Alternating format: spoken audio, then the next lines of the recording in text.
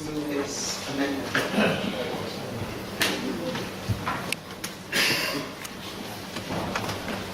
Madam Mayor, first of all, my thoughts and prayers are with the people and families of flood victims up and down the United Kingdom who had to suffer terrible consequences and their livelihood and houses were destroyed. On a slightly different matter, may I congratulate you as a proud Ghanaian, British Ghanaian who will be celebrating the Ghanaian Independence Day on 6th of March. I'm sure you will have a truly fantastic day. I would like to start with the good news. The independent Labour flag is flying from Hartlepool to Harrow. For the councillors and the public not in the loop, I can explain that 2 Labour councillors from Hartlepool left the Labour Party because the Labour leader increased his allowances by 300% and banned public questions from the civic centre. Both Labour councillors from Hartlepool have asked to join the independent Labour group.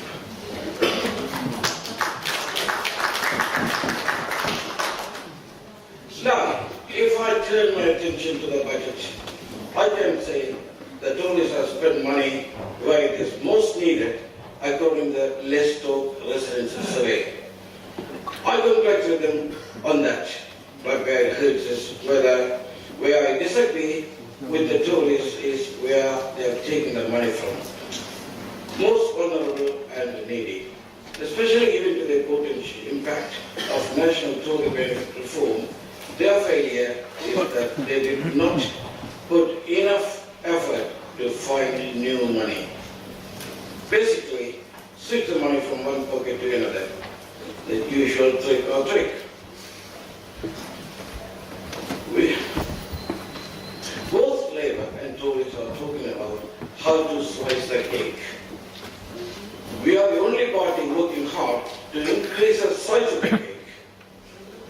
For Labour, they are still learning basic accountancy rules.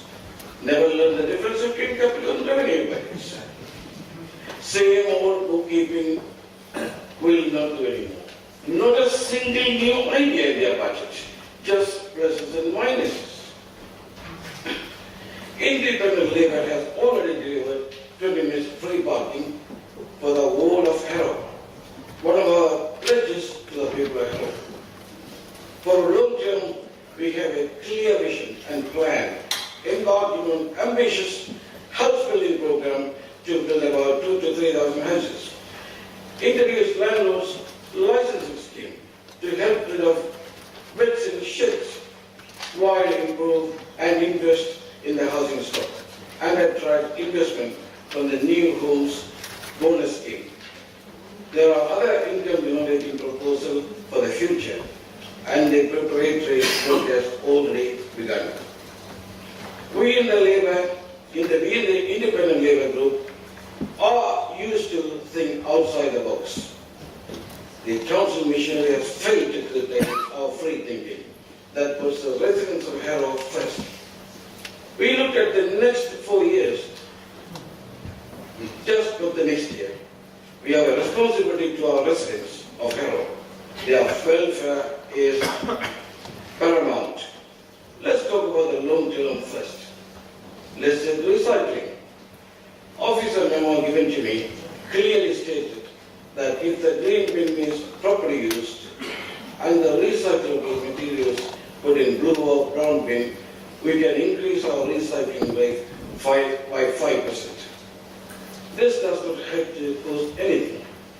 All we need to do is to tell the residents, if you place any recyclable material in the green bin, the council will not collect it. Exactly what we did when we introduced blue and brown bins. A simple idea would have meant nearly $500,000 to council coffers. Let's say we procure the land near the old post office building known as the Cllr project. Was to be built in Harrow on the Harrow shopping area. On this site we could build approximately 16 or 17-story building, and there's a building nearby with 15 stories. The ground floor could be commercial premises, the state-of-the-art new library, and leisure facilities. 3 floors may be about council offices. Anything above will be residential properties with 50% affordable housing, probably housing about 1,000 people. By doing this, the current civic center site will come empty and could be redeveloped to build more houses in Harrow. Now look at the cost. I would estimate that developing the 2 sites will cost in the region of 80 million pounds. Out of the 1,000 units, when both sites are put together, the affordable housing will be 50%. In other words, 500 flats. If the other 500 flats are sold, it will realize at least 125 million pounds, allowing for necessary cost loan. Still, it will leave more than 40 million pounds, resulting in a capital cost reduction of 4 million pounds. 1,000 units can get new house bonus of 1.5 million pounds per annum, even with the top size. We will save a further 1 million on heating, lighting, and extra maintaining the current civic center. The project will reduce Harrow Council's housing waiting list by about 50%. Similarly, concerning a further 2,000 new homes will use about 6 million in council tax and new home bonuses. As a starting point, we have identified 8 regeneration areas already, and we can pursue this further. If you add all this up, the net income comes about 13 million pounds. People talk about 25 million pounds savings year after next and penny.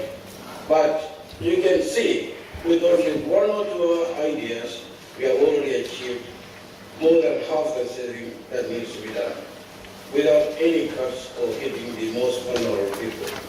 All we need is a very innovative, forward-thinking, and can-do officers who will deliver for the residents of Harrow. When I say that there are bad apples in any company, I stand by. You may think everyone is wonderful, but I can say who is best, who can deliver, who is bad. And I'm bold enough to say that in public.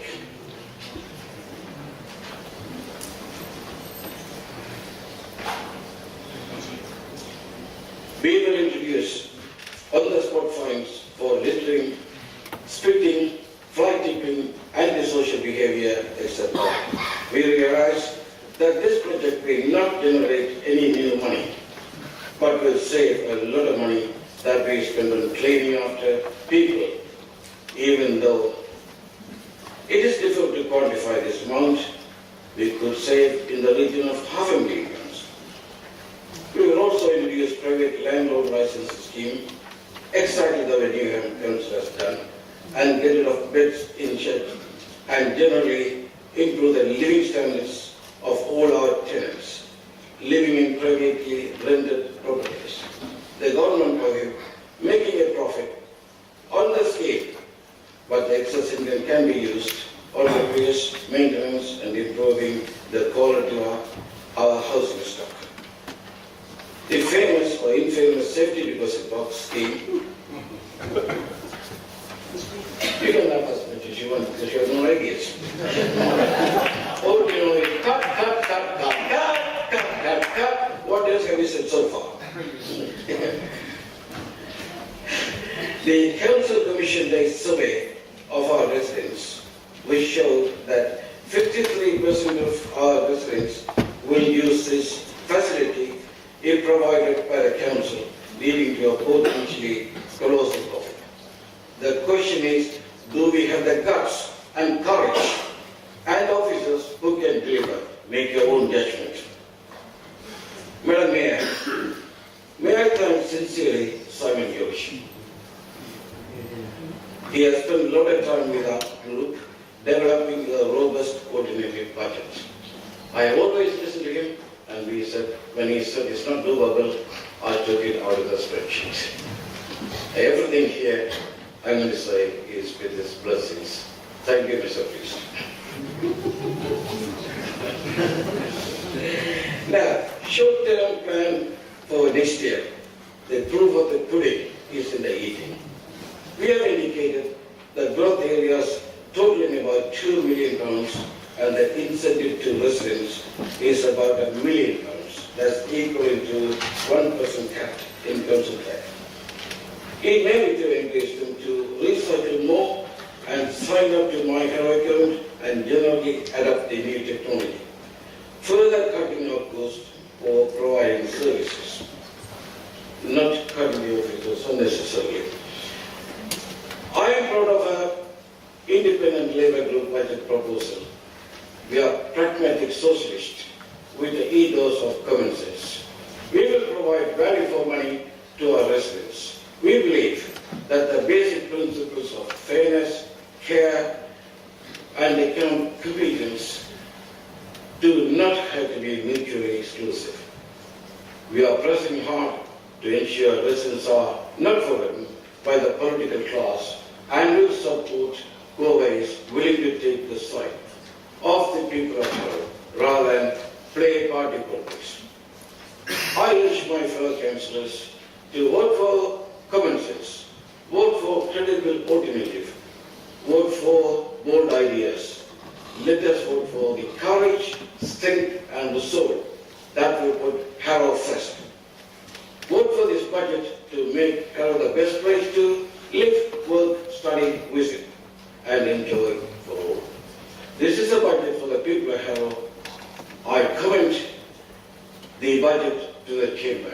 We are the only party with new ideas. Thank you, Madam.